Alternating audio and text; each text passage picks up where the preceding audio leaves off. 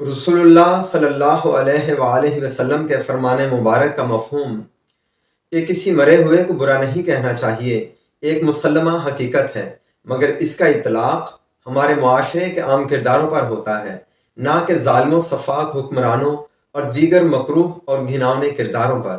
یہی وجہ ہے کہ خود اللہ تعالیٰ نے قرآن مجید میں فرعون کے مظالم کا ذکر بار بار کیا، اور ابو جہل اور دیگر قریش مکہ کے ظلم و ستم کے بارے میں ہمارے بچوں کو آج بھی درسی کتب میں پڑھایا جا رہا ہے۔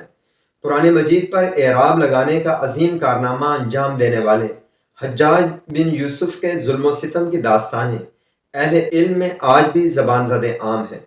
مذکورہ حوالہ جات سے یہ بات خود بخود ثابت ہوتی ہے کہ مرے ہوئے کو برا نہ کہنے والی حدیث رسول صلی اللہ علیہ وآلہ وسلم کا اطلاق عامت الناس پر ہوتا ہے، نہ کہ ظالم و جابر حکمرانوں یا کسی بھی معاشرے میں پائے جانے والے مخصوص پیشہ ور منفی کرداروں پر۔